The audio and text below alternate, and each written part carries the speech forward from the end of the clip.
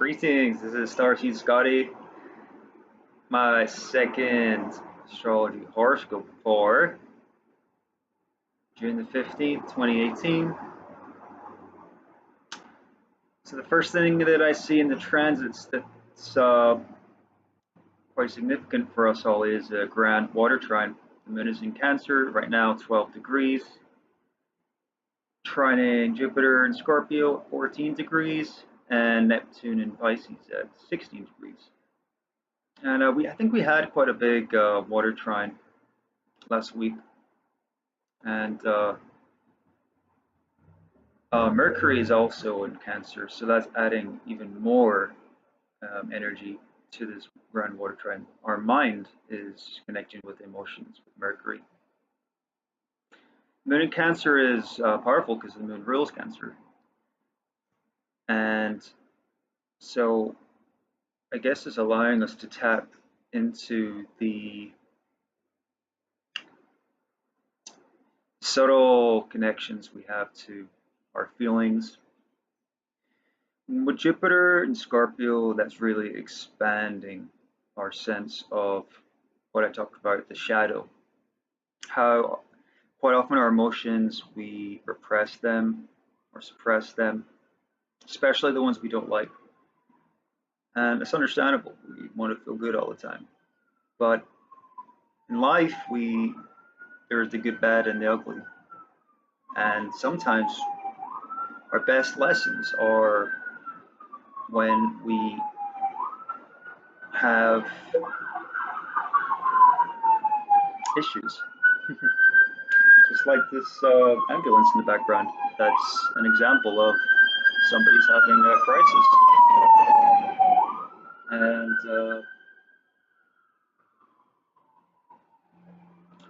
there's a saying, what doesn't kill us makes us stronger. And I can say that the ordeals and traumas that I experience every single day makes me very tough, resilient. And if I didn't have these challenges, I wouldn't grow to the extent that I have. Not to say that I would indulge in suffering, but pain is inevitable, but suffering is a choice. And I think Jupiter wants us to teach us that, because the guru that Jupiter represents, the inner guru that we all have inside, is that we have a choice every second. We can either react with suffering or respond with our choices in any situation. So with Neptune there, it has a very etheric, spiritual, dimensional energy that kind of softens the intensity of Jupiter in Scorpio and harmonizes with the instinctive emotions of Cancer. So I think it's really helping with energy. With this new moon we had yesterday, that was very, very mental. I think this water energy is allowing us just to kind of process and to feel into the energies. Like Mercury in particular, that's processing much more into our senses.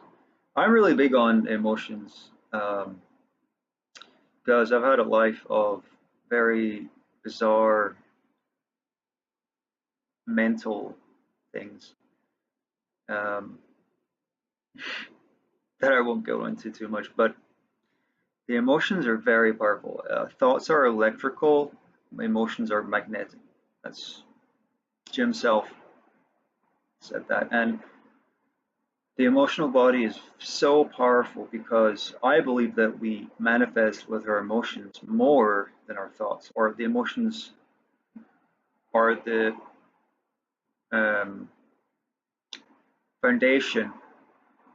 They go hand in hand, but emotions are the catalyst for our inspiration. And I find when people can,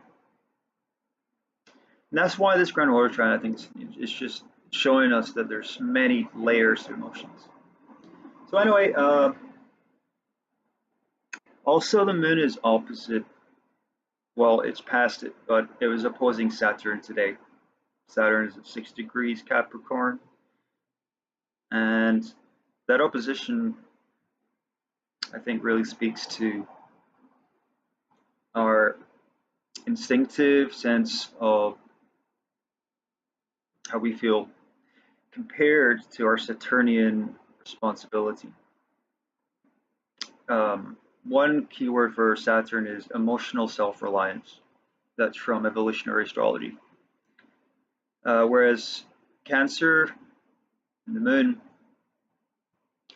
can be kind of needy, it can be instinctive, almost childlike. It really depends on the situation, but I think Saturn asks us to understand, to have discipline with our emotions. I have a lot of Capricorn energy, so I spent a lifetime managing my emotions, and there's a fine line because if we control our emotions too much,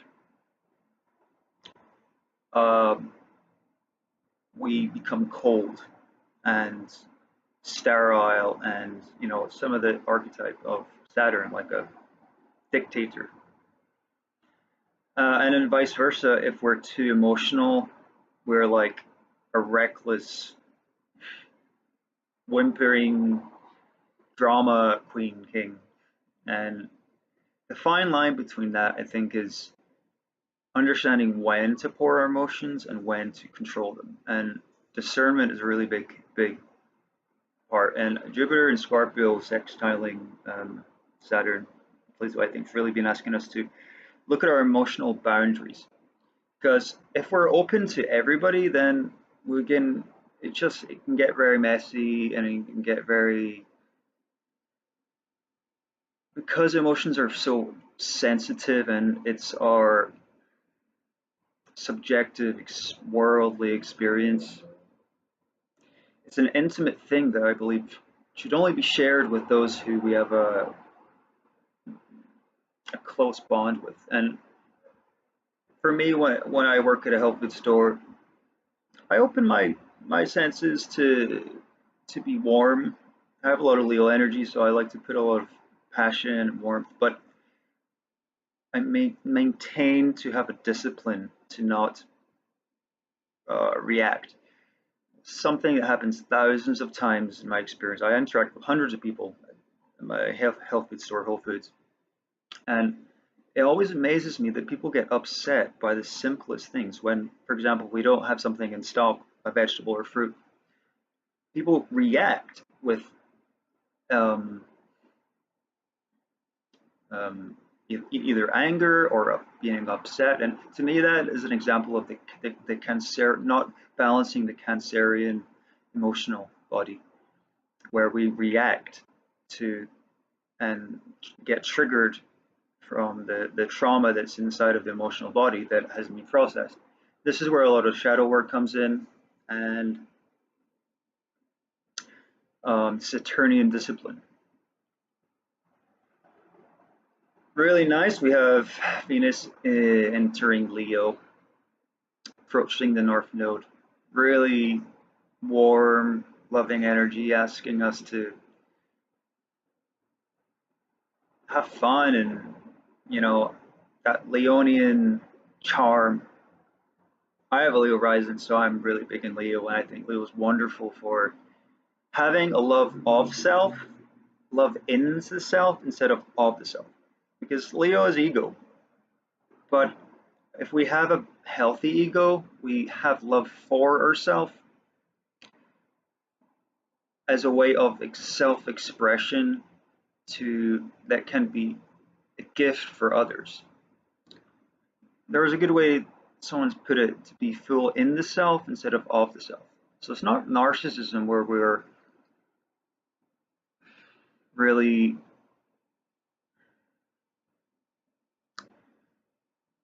well, I'll explain it another time.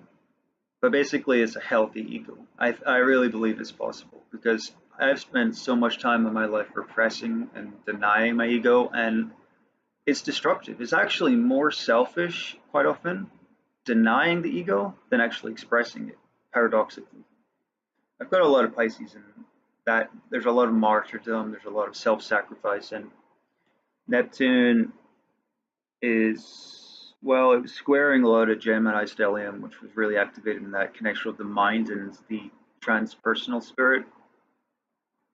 But also,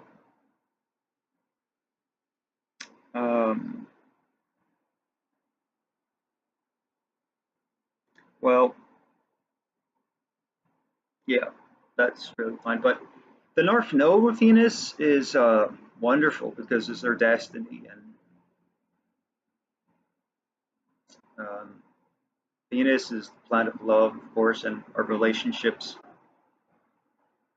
Uh, yeah, Venus is going to be squaring Uranus later on in the week, so that's going to add a little intensity.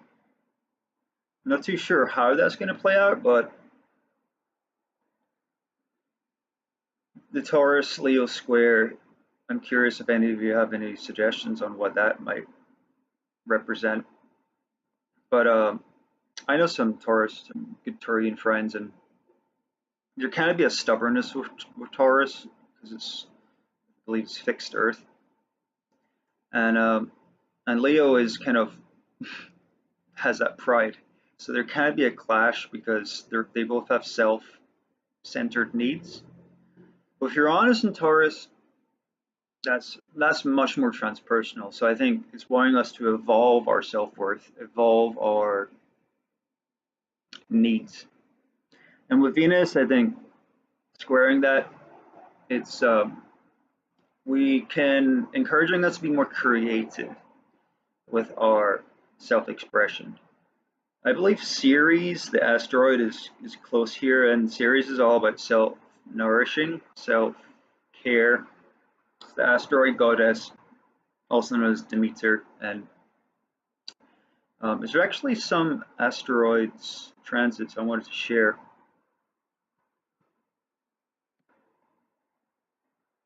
Sun today is sextiling Eris at 23 degrees of Gemini and Aries. And Eris is the planet of discord.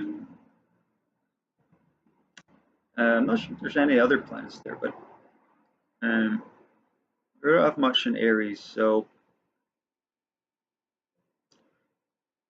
But Eris, I really like Eris because it's conjuncting my Venus midheaven now, and Eris is like kind of spiritual warrior type of feminine energy, and it's an outer planet plus Pluto, so it's very transpersonal.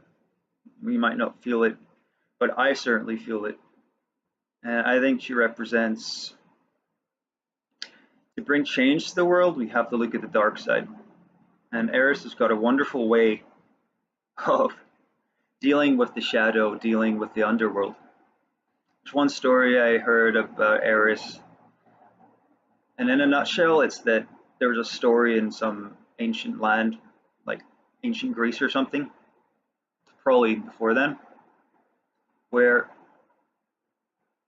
Eris had a golden apple, and the golden apple represented power, and she gave it to the family, the whole bunch of people who was in that story, and they took that but didn't realize that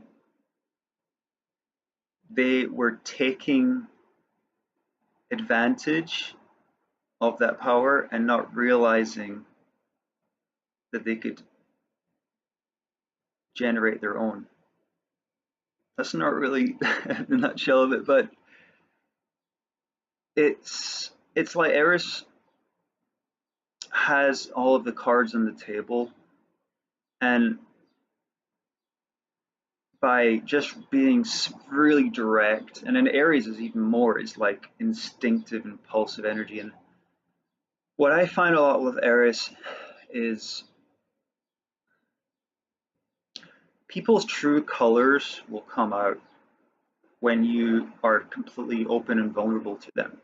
And that's what this golden apple represents. That the gift we give of our like openness on that transpersonal journey that many of you might are into, the outer planets from Uranus, Pluto, and then all these other planets where we get into archetypes where we're beyond the immediate self and work with higher archetypes that are quite hard to explain, but I'll talk about Eris another time.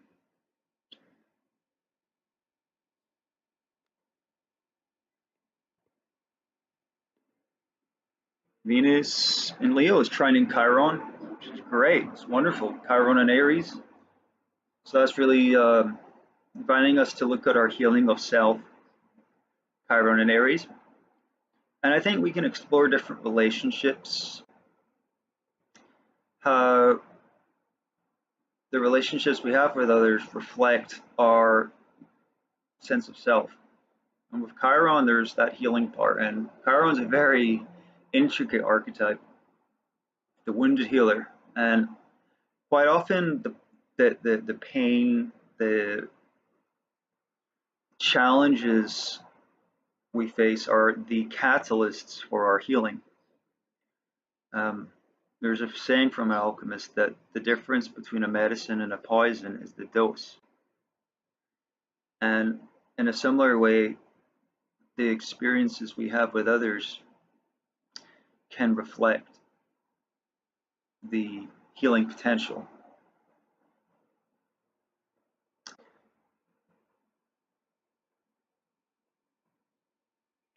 The moon is trining Psyche, asteroid Psyche at 13 Scorpio.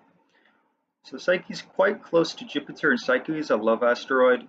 It's about, the word says it, psyche, which is a word for the soul in a psychological term.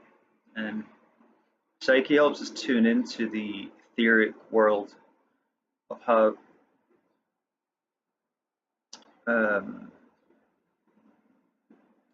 there's just so much going on in the quantum realm, we call it, the astral plane, and we only perceive about 1% of the physical world with our eyes, but actually 99% of all the other stuff is part of the psychic realm.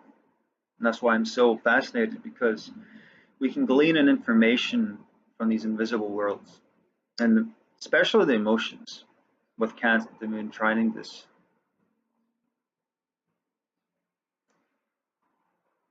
Let's see. The moon is conjunct Pallas, Pallas Athena in Cancer. Pallas Athena is another asteroid goddess that I'm not so familiar with, but she's kind of has a mental component. She wants to understand the patriarchal world through a feminine connection, to kind of play by the rules to understand how to change the system. So in this world, when we have responsibility of our emotions, then we can have leverage to have our self-responsibility and navigate things and not be as vulnerable. When we don't have a connection with our emotions, we're very easily manipulated, and it's one of the biggest weaknesses I see in most people, that their emotions can turn them into like children, even if they're adults, when they're not in tune and willing to learn from their emotions.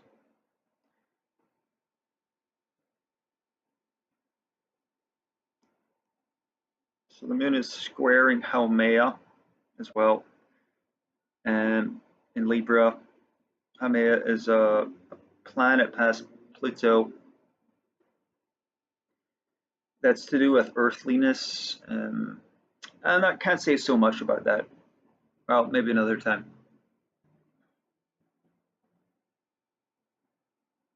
Also, the moon is squaring Juno, so Juno is conjunct Eris. Juno is the Astro goddess of marriage and partnership. So these two bodies coming together, I think, is really adding a intensity with Eris and how we relate to others and our relationship to self. So yeah, I noticed that today actually. Yeah. Also, the moon is opposing Black Moon Lilith in 24 Capricorn. Black Moon Lilith just passed Pluto recently. Black Moon Lilith is um, an archetype of the dark goddess, so to speak. It's the feminine inside of all of us, male or female, energy that's been repressed for thousands of years.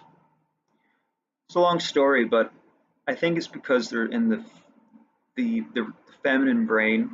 There is a lot of power and wisdom, and for whatever reason, it's been repressed by the patriarchal system. Not to be too judgmental, it's not male versus female, it's just kind of the energies. Because there's a lot of women who have patriarchal energy. The moon opposing Black Moon Lilith, I think,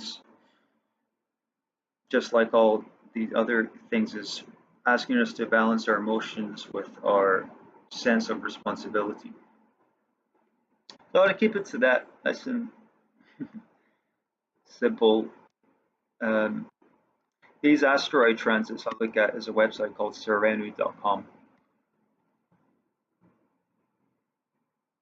So Mars is still on the south node. I think it's going to be retrograding here.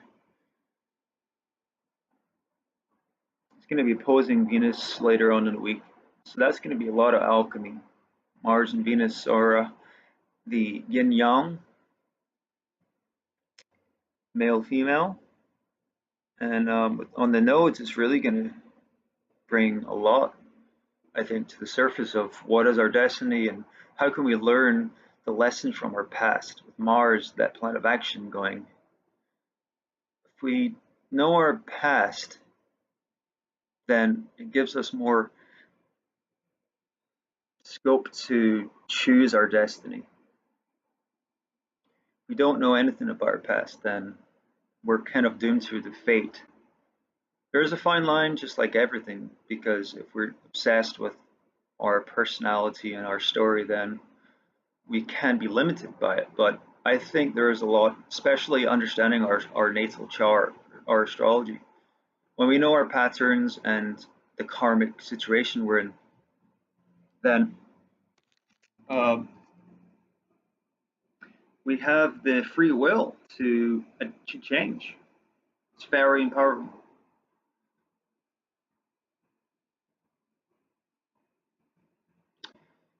So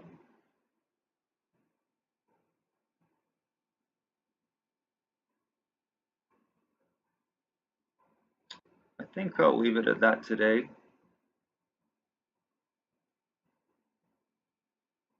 Yeah. Yeah, I want to keep these, I want to do dailies every day now, and I think I'll keep them short and sweet for the time being, because I'm just wanting to get into a nice routine of reading these, and please feel free to share any comments you have about my interpretations, and if you think there's any corrections or any additions you'd like to share. Because what's amazing about following transits is it's completely connected to our own stories, um, and at the same time, there's a holographic universal component. It's very Aquarian, really. I believe Aquarius and Uranus rules astrology. Mars and South Node, to me, seems to really be spearheading this energy now. Unity and diversity. I really love that mantra, because sometimes there's the extremes where people say, "Oh, we're all one," and the extreme of that is that we're all Borg. We're all exactly the same, and there's no difference. And to me, that's very dangerous. That's the South Node. South Node in Aquarius, it's legacies of collectivism, where there is hive mind groupthink. We're all exactly the same. There's no, and um, it's there is a lot of beauty to Aquarius because it's like seeing the big picture and working in collaboration in the 11th houses, groups and shared interests and collaboration. But without the North Node in Leo, it can be just this hive and um, very sterile. And I'm seeing this a lot in the world. You know, a lot of corporate and a lot of societies are and media. It's so commercialized and standardized and homogenized, and it's kind of like machine culture. And there's actually a lot of agendas that talk about this artificial intelligence. And I don't want to be too extremist and say that, this is technology here, you know, the internet. That's a wonderful Aquarian gift. So the unity needs to be balanced with diversity, really. Diversity is the uniqueness that every single one of us has as a soul. And this is the gift of Leo. Leo knows how to shine and revel in the pride of our soul that's like a snowflake. No one will ever be exactly the same as who we are because our birth chart shows this. Very second that we're born will never happen again. And so we have a unique gift to share to the world. And if we stand in our power and dedicate ourselves to be authentic and with Venus as well too, that creative charm to reflect it to others, then that gift we have can be shared to the collective, and we can build this new Earth, Age of Aquarius. I really am passionate about this, but I do see a lot of people following the South Node. It's easier to follow the herd than to follow your own. It takes a lot of work to build your own soul and to awaken to that because it's part of this society is groupthink, and we're conditioned, born into it. So it's I do have a lot of compassion. A lot of people don't know, but we're given opportunities every second to awaken. And the thing that inspires me with the North Node and Venus is the passion, finding that interest that is subjective. Is like, yeah, I can't really describe it, but there's just something magical about exploring your own soul. And yeah, so I'll leave it at that today. I hope this was entertaining and educational, hopefully. Please feel free to share any of your comments, and I look forward to connecting to you tomorrow. Thank you for listening, and aloha.